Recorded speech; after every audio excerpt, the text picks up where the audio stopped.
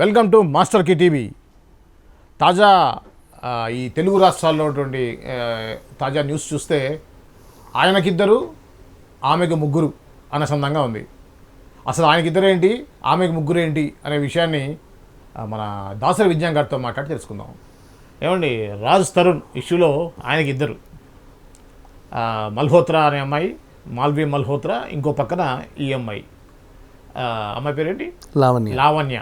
Okay, అలానే ఇప్పుడు ఇక్కడ శాంతి అనే అమ్మాయి విషయానికి వస్తే ఈమెకు ముగ్గురు.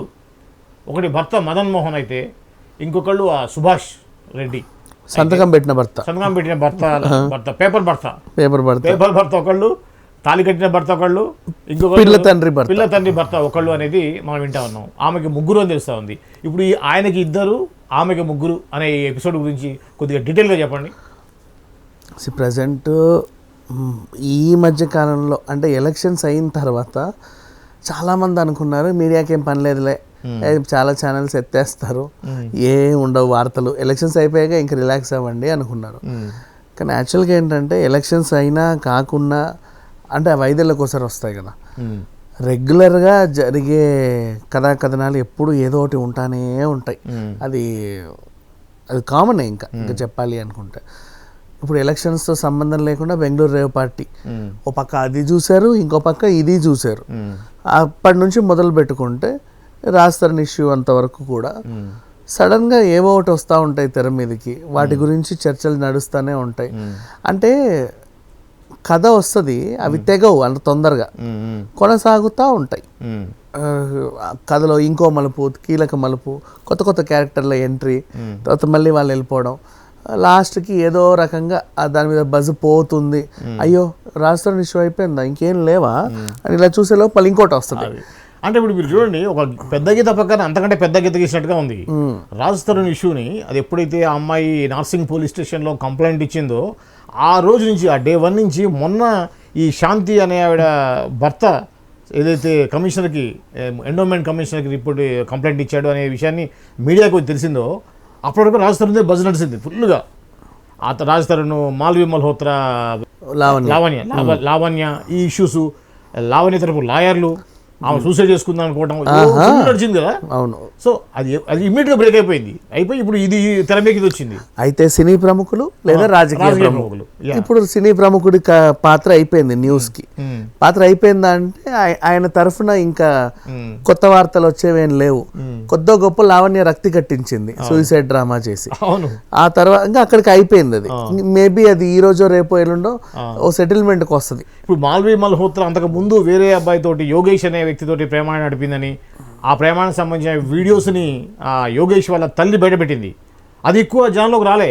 ఈలోపు ఈ శాంతి ఇష్యూ వచ్చేసరికి అది మరుగుపడిపోయింది. యాక్చువల్ రాజ్ తరుణ్ కేసు ఇలా కొనసాగుతూ ఉంటే తెర మీదకి మళ్ళీ లావణ్య వచ్చి ఇలా, మళ్ళీ ఆయన వచ్చి ఒక సమాధానం, మళ్ళీ లాయర్ ఒక సమాధానం చెబుతా ఉండేసరికి మాల్వి మల్హోత్రా ఏదో సైలెంట్గా ఉంది. ఆ మీద కేసేసి నువ్వెందుకు నన్ను లాగావు, గచ్చిబౌలిలో కేసు పెట్టి ఆవిడ ఉంది. తెర మీదకి మళ్ళీ వాళ్ళ ఒక తరఫున ఒక ఆంటీ రావడం, ఆవిడ వచ్చేసి ఇగో చూడండి ఇవి అని పాత్రలు బయట పెట్టడం, అది ఇంకా లేస్తుంది అనే లోపు మీ వార్త చాలు ఇంకా అని చెప్పి కొత్త వార్త వచ్చింది. అందరు ఇటు కెమెరాలు పట్టుకొని ఇటు తిప్పారు, ఇంకా చాలని అయిపోయింది మీ ఇష్యూ. ఇక్కడ ఏంటి ఇంకా పెద్ద తలకాయ రాజకీయ, అయితే సినీ ప్రముఖుడు రాజకీయ ప్రముఖుడు, ఆ రాజకీయ ప్రముఖుడు ఓ నేతో లేకపోతే ఓ కార్యకర్త అయితే పర్లా, ముఖ్యమంత్రి తర్వాత ముఖ్యమంత్రి స్థాయి వ్యక్తి అనేసరికి అటువైపు తిప్పారు. పైగా లేటు వయసులో ఆయన చేసే ఘాటు ప్రేమ కథలు ఇవన్నీ బయటకు వచ్చాయి.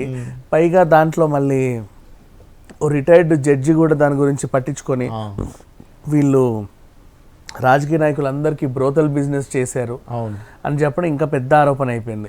ఎంతెంతమంది మంత్రులు ఢిల్లీకి వెళ్ళి వచ్చారు, ఎంతమందికి ఈవిడ ఎంతమంది అమ్మాయిలను ఎరవేసి పంపింది, ఆ ఎంతమంది అమ్మాయిల్లో ఈమెను కలిసిన వాళ్ళల్లో ఎంతమంది బాధితులు ఉన్నారు, పోనీ వాళ్ళకేమో న్యాయం జరిగిందా, అందులో ఎంతమందికి ఈవిడలాగా ఇంకెంతమందికి పిల్లలు కానీ ఉన్నారు, వాళ్ళందరూ ఏమయ్యారు, ఇది కొనసాగుతూ ఉంది. అంటే ఇప్పుడు ఏం చేసింది, ఈమె ఉద్యోగాల పేరుతో ఉచ్చు వేసి డీసెంట్ అమ్మాయిలని వీళ్ళకి ఎరగా చూపించి జాబ్ చేస్తే చిల్లర రావు, ఇక్కడ చేస్తే ఎక్కువ వస్తాయి అని ఆశ చూపింది.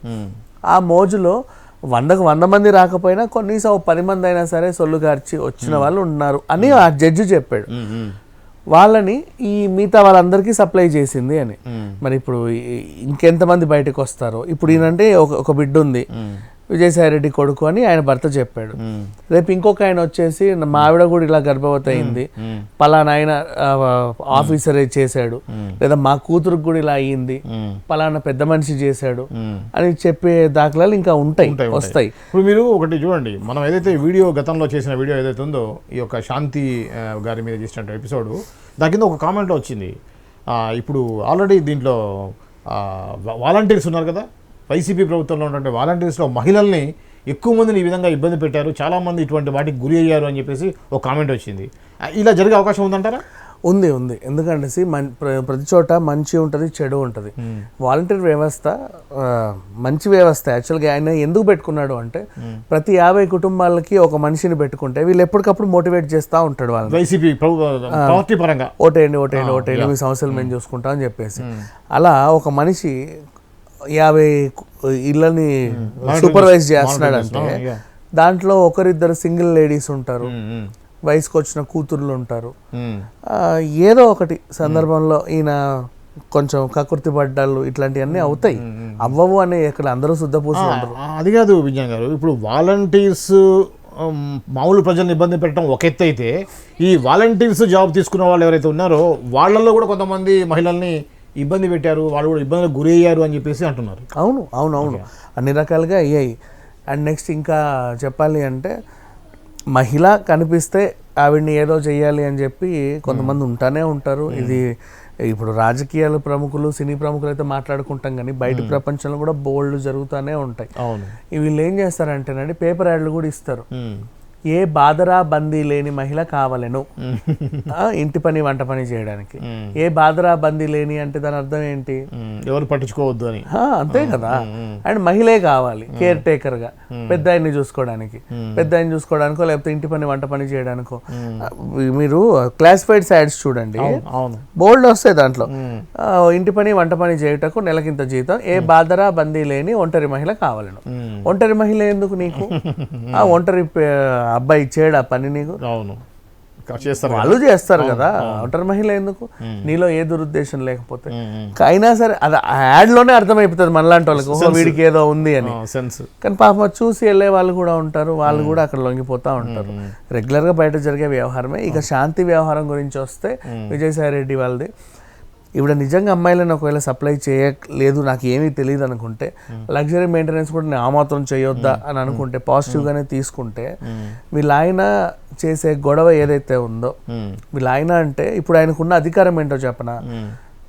నీ పెళ్లి లీగల్గా రిజిస్టర్ అవ్వలేదు, అలాగని లీగల్గా విడాకులు తీసుకోలేదు. లీగల్గా రిజిస్టర్ కాకపోయినప్పటికీ నీ వివాహం చెల్లుద్ది, సాంప్రదాయ ప్రకారం జరిగింది కాబట్టి. ఎగ్జాక్ట్లీ. కానీ నీ విడాకులు చెల్లవు. విడాకులు ఖచ్చితంగా లీగల్గా నువ్వు విడిపోవాలి. అంతవరకు మాకు పెద్దలు కుదిర్చిన వివాహం, పెద్దల దగ్గరే మేము ఒక మాట అటు తిరిగి ఇటు తిరిగి కటిఫ్ అనేసాము, అయిపోయింది అంటే కుదరదు. నీ చెల్లదు. ఇప్పటికీ ఆయన ఇంకా భర్త హోదాలోనే ఉన్నాడు ప్రెసెంట్. ఆమె ఇప్పుడు అప్లై చేస్తే మళ్ళీ సంవత్సరానికి వస్తుంది విడాకులు. ఈలోపు ఆయన ఆమె మీద ఏమైనా మాట్లాడచ్చు. ఇప్పుడు నా భార్య అండి, నాకు న్యాయం చేయండి అని ఇప్పుడు ఆయన వైపే ఉంటుంది చట్టం అంతా కూడా. అంటే ఇప్పుడు నాకు అర్థం కాని విషయం ఏంటంటే, ఇప్పుడు ఆ మదన్ మోహన్ అనే వ్యక్తి శాంతి ఇద్దరు కలిసి మ్యూచువల్గా విడిపోదాం అనుకుని రాసుకున్నారని చెప్పారు. రాసుకున్నప్పుడు అది మ్యూచువల్ డైవర్స్ అయితే 6 నెలలు అయిపోద్ది కదా, ఎందుకు ఆ పని చేయలేదు? లీగల్గా చేసుకోలే వాళ్ళు. పెద్ద పంచాయతీ పెట్టేసి నా 3 పెద్ద మనుషులు కూర్చొని ఓకే నీకు ఈమెకి ఇక్కడ సంబంధం లేదు పో అనేసి. అది చెల్లవు. అంటే ఊర్లలో పంచాయతీలు అలాగే ఉంటాయి, వాళ్ళ గిరిజన తండా కదా, అక్కడ పెద్ద మనుషుల ప్రకారంగా వాళ్ళ ఆచారాల ప్రకారంగా ఏదో ఇప్పటికీ కూడా అన్ని విడాకులు చట్టపరమైతే కాలేదండి. ఇప్పుడు ఏజెన్సీ ప్రాంతాల్లో పెళ్లిళ్ళు రిజిస్టర్ అవ్వవు, విడాకులు రిజిస్టర్ అవ్వవు, అక్రమ సంబంధాలు అసలు తెలియని కూడా తెలియవు. అంతే కదా. వాళ్ళకంటూ ఊరుకో కట్టుబాటు, పెద్ద మనుషులు వాళ్ళ దగ్గర కనుసన్నల్లోనే మొత్తం ఊరు అంతా జరుగుతూ ఉంటది. ఇంకా సర్పంచులు కూడా లేని ఊర్లు బోల్డ్ ఉన్నాయి. సో అక్కడ ఇట్లాంటివే జరుగుతాయి. అలాంటి ఒక ప్రాంతానికి చెందినటువంటి మహిళ అని చెప్పుకున్నారు. కానీ మంచి స్థాయికి వచ్చింది, బాగా చదువుకుంది. ఆయన కూడా మంచి ప్రొఫెసరే హస్బెండ్. కాకపోతే ఈవిడేంటో ఆ ఎండోమెంట్ డిపార్ట్మెంట్ లో ఉంటూ పెద్దోళ్ళతో పరిచయాలు ఉంటూ వాళ్ళతో ఇంకో రకంగా వెళ్తూ ఈ వ్యవహారం అంతా బాగా నడిపింది.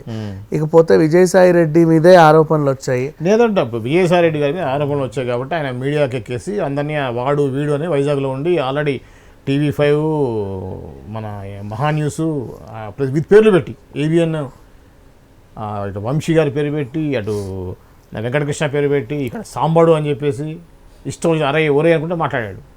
సో మనం దీన్ని ఏ విధంగా చూడాలి? నిజానికి నువ్వు దోషివి కానప్పుడు, నువ్వు తప్పు చేయనప్పుడు ధైర్యంగా వచ్చి DNA చేసుకోండి నేను కాదు అని చెప్పి నువ్వు కాళ్ళ దగ్గర చెప్పొచ్చు కదా. ఆయన ఇంకోటి కూడా అంటున్నాడు, నువ్వు చెప్పావు, మీరు నలుగురే చెప్పారు ఈ వార్తని, ఆ నలుగురు చెప్పలేదే అంటే ఆ 4 ఛానల్ నీకు ఒత్తాస పథకం ఉండొచ్చు కదా. అంతే కదా. అంటే ఒక ప్రముఖ సూపర్ స్టార్ మెగాస్టార్ వల్ల పాప లవ్ మ్యారేజ్ చేసుకుంటే నువ్వు లైవ్ టెలికాస్ట్ చేసిన ఛానల్స్ ఎగ్జాక్ట్లీ అప్పుడు ఒక మహిళే కదా, ఆయన ఒక సెలబ్రిటీ కదా, ఆయన కూడా సెలబ్రిటీ. ఆయన బిడ్డ విషయంలో అంతా నువ్వు రచ్చరచ్చ చేసినావని ఈ రోజు ఎందుకు చేయట్లేదు ఈ ఛానల్స్? వాళ్ళకి వత్తాసు పలికే ఛానల్స్. ఎలక్షన్ ముందు కూడా వాళ్ళ భజన చేసే ఛానల్స్ అంతే కదా. ఏ ప్యాకేజ్ ఎందుకు మీకు? ఇప్పుడు అంతెందుకు సాక్షి ఉంది, నువ్వు జగన్ తిడుతూ ఎవరు వచ్చినా సరే ఆ వార్త వాళ్ళు ఏం కూడా ఏరు. అవును, ఛాన్సే లేదు అసలేరు. అవును, అదంతే. అది కాకుండా ఇప్పుడు మన ఇప్పుడు TV5 మూర్తి అదే చెప్తున్నారు, నువ్వు ఆ ప్రెస్ మీట్ ఏదో నువ్వు వైజాగ్లో ఎందుకు పెట్టావు అంటే నీకు అక్కడ గ్రిప్ ఉంది కూడా పెట్టావు. అదే విజయవాడలో హైదరాబాద్ ఎందుకు పెట్టలేను? ఇక్కడ ప్రెస్ క్లబ్ రా వచ్చి హైదరాబాద్ ప్రెస్ క్లబ్లో సోమాజిగూడలో ప్రెస్ మీట్ పెట్టు. అంతే కదా. అడిగే వాళ్ళు క్వశ్చన్స్ అడుగుతారు. అక్కడ నువ్వు జర్నలిస్ట్ మీద అరే ఎవరైనా మాట్లాడితే అంత పిచ్చోళ్ళగా కనబడుతున్నారా జర్నలిస్ట్? న్యూస్లు వేస్తానే ఉంటారు, ఎందుకంటే ఛానల్ పెడతారంట ఆయన, కొత్త ఛానల్. మళ్ళీ ఇక్కడ ఇంకొకటి ఉంది లిటుకు, నేను ఈ పార్టీలో ఉన్నా లేకున్నా నా ఛానల్ మాత్రం మంచి వార్తలే వేస్తుంది, పార్టీకి సంబంధం లేదు అన్నాడు. అంటే ఆయన పార్టీ మారే అవకాశాలు ఉన్నట్టు కూడా తెలుస్తానే ఉంది. అది కాకుండా జర్నలిస్ట్ ని బ్లాక్ మెయిల్ చేయడం ఇది. ఎగ్జాక్ట్లీ. జర్నలిస్ట్ కి నేను ఛానల్ పెడతా అంటే రేపు మీకు మంచి మంచి పొజిషన్లు ఇస్తాను, మీకు మీరందరూ నా గురించి మంచి వార్తలు రాయండి, మంచిగా రాయండి, నేను ఏ తప్పు చేసినా నా గురించి మంచిగా రాయండి, మీ అందరికి ఉద్యోగాలు కల్పిస్తా అని చెప్పేసి ఇండైరెక్ట్ గా నువ్వు ఇది చేస్తున్నట్టుగా వాళ్ళని మభ్య పెడుతున్నట్టుగా 100%. అంతే. ఇప్పుడు నువ్వు అక్కడ 4 లక్షలు తీసుకుంటున్నావా, నీకు 5 ఇస్తాను నా దగ్గరికి వచ్చాయి, 1 లక్షకు పని చేస్తున్నావు 2 లక్షలు ఇస్తాను నా దగ్గరికి వచ్చేసాయి, నాకు ఫేవర్ గా ఉండు, ఇంకెప్పుడు నాకు తప్పుగా మాట్లాడు. ఈ విధంగా మన జర్నలిస్ట్ మిత్రులు 90% జెన్యూన్ గా ఉంటారు, అందులో డౌట్ ఏం లేదు. కాబట్టి దీన్ని ఏ విధంగా అర్థం చేసుకోవాలి? ఈ రోజు మూర్తి వార్త వచ్చింది, మాట్లాడొద్దంటే ఎట్లా? అంటే నెక్స్ట్ మళ్ళీ ఇంకో డిమాండ్, మాట్లాడు కానీ నా గురించి మంచిగా చెప్పంటే ఎట్లా? అక్కడ జరిగింది చెప్తున్నారు. అదే కదా. గిరిజన మహిళ అని మీరు అంటున్నారు, మహిళ అయినా ఒకటి, పురుషుడు అయితే ఒకటే. అంతే కదా. పురుషుడే, గిరిజన పురుషుడే కదా. మళ్ళీ ఈ ఎస్టీని అడ్డు పెట్టుకొని కూడా ఆయన దాన్ని ప్రొజెక్ట్ చేయాలని చూసాడు, వాళ్ళని రెచ్చగొట్టే విధంగా చేశాడు. మీ అందరికి అన్యాయం జరుగుతుంది, మీ క్యాస్ట్ అమ్మాయిని వాళ్ళు అవమానిస్తున్నారు, మీరు ఎందుకు ఖాళీగా ఉంటారు, ఊరుకుంటారా, వెళ్ళండి నన్ను రెచ్చగొడుతున్నాడు. ఉన్మాది లక్షణాలు ఇవన్నీ చెప్పాలంటే. ఇప్పుడు ఒకటండి, శాంతి ఏడవడంలో కానివ్వండి, సాయి గారు అరవడంలో కానివ్వండి మీనింగ్ లేదు. మాటలలో నిజాలు అబద్ధాలుగా, అబద్ధాలు నిజాలు చేసిన తర్వాత ఈ రోజు వచ్చేసి ఏడ్చుకుంటూ గట్టిగా అరే ఎవరే నరిసేంత మాత్రాలు అబద్ధాలు నిజాలు కావు, నిజాలు అబద్ధాలు కావు కదా. ఎగ్జాక్ట్లీ. సైలెంట్గా ఉన్నా సరే ఎవరేమనుకోరేమో కానీ నువ్వు రెచ్చిపోతేనే కదా వచ్చేది చిక్కు. ఇప్పుడు ఇంకా వార్తలు డబుల్ ట్రిపుల్. ఇంకా చెప్పాలంటే యాక్చువల్గా సరే నువ్వు శుద్ధ పూసవే, ఆమెకు నీకు ఎలాంటి సంబంధం లేదు, లేదని నేనే చెప్తా, DNA టెస్ట్ చేసి నాకు ఈ రిపోర్ట్ నువ్వే రికమెండ్ చేయి, నేను రెడీ అని, నేను సిద్ధమని. ఇప్పుడు మన ఇద్దరమే ఉన్నామండి. లీగల్ ప్రొసీజర్ అంటే లేట్ అవుతుంది, నువ్వే ముందుకు వచ్చి కదా.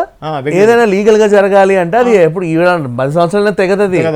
నువ్వు నిజంగా తెలిసి ఇదండి నా DNA రిపోర్ట్, ఇదిగో చూడు నా తప్పు లేదు, నా గురించి మంచిగా చెప్పండి, ఎందుకు చెప్పరు? అవునండి ఇదిగో రిపోర్టు, మేము చదివిన వార్త తప్పు, ఇది నిజం అని చెప్పొచ్చు కదా. డబల్ చెప్పొచ్చు, అర్ధగంట గంట ప్రోగ్రామ్ చేసి చెప్పొచ్చు. ఎగ్జాక్ట్లీ. మంచిగా రిపోర్ట్స్ అని చూపించుకుంటూ కాదు డిఎన్ఏలో ఇతను దోషి కాదు అని తెలిసింది, ఇతని వల్ల తను కన్సీవ్ కాలేదు, కడుపులో బిడ్డకి తండ్రి కాదు అని చెప్పేసి గట్టిగా చెప్పొచ్చు, మనం అవుట్ అండ్ అవుట్ చెప్పొచ్చు. అంతగా నువ్వు DNA రిపోర్ట్ ఇచ్చినా కూడా నీ గురించి తప్పుగా ఎందుకు చెప్తారు? అప్పుడు కావాలంటే నువ్వు డిఫమేషన్ వేయచ్చు, నా రిపోర్ట్ ఉన్నా నా గురించి తప్పుగా చెప్తున్నారంటే నువ్వు డిఫమేషన్ కూడా వేయచ్చు. వార్త చెప్పొద్దు అంటావు, ఎంతవరకు కరెక్ట్? అదే చెప్పొద్దు అంట, వార్తలు ఆయన గురించి రాయొద్దంట. ఆ పాపం గిరిజన మహిళని బజార్కు లాగుతారా మీరు మనుషులైనా తిడుతున్నాడు. నాకు అదే అనిపిస్తుంది, ఇప్పుడు మహిళా చట్టాల లాగా పురుష చట్టాలు రావాల్సిన అవసరం ఉంది. పాపం అతను ఇప్పుడు ఇక్కడ న్యాయం జరగాల్సింది పలానా ఎస్టీ అబ్బాయికి, అబ్బాయికి నువ్వేమో ఎస్టీ అమ్మాయి అన్యాయం అవుతుంది అంటున్నావు. అవును. మరి అక్కడ కూడా అతనే కదా. సో ఈ వ్యవహారం ఇది ఎన్నాళ్ళు కొనసాగుతుందో తెలియదు. అంటిల్ అండ్ అన్లెస్ ఆయన డిఎన్ఏ రిపోర్ట్ వచ్చే వరకు. ఆయన డిఎన్ఏ రిపోర్ట్ రాదు. అండ్ ఈయన కొత్త ఛానల్ అంటున్నాడు, మరి అది ఎంతవరకు నిజమో తెలియదు. ఎట్లా అంటే మేము త్వరలో ఒక వెబ్ సిరీస్ తీస్తాము, అందులో నిజ నిజాలు చెప్తాము, మా గొడవలు ఏమి లేవని మంచి ఫ్యామిలీ అన్నట్టుగా ఆ వెబ్ సిరీస్ రాదు. ఈయన టీవీ ఛానల్ కూడా వచ్చే అవకాశం లేదు. ఇకపోతే వీళ్ళ వ్యవహారం మాత్రం 100% డిఎన్ఏ టెస్ట్ వస్తేనే తెలుస్తుంది, లేదంటే తెలియదు. ఓకే, ఇది అండి ఏదైతే ఇప్పుడు ఆల్రెడీ రాజ్ తరుణ్ అలానే శాంతి మేడం గారు సంబంధించినటువంటి ఆయనకి 2 ఆమెకి 3 ఎపిసోడ్ సంబంధించిన వివరాలు. మరో అంశంతో మళ్ళీ కలుద్దాం. అంతవరకు చూస్తూనే ఉండండి మాస్టర్ కీ టీవీ.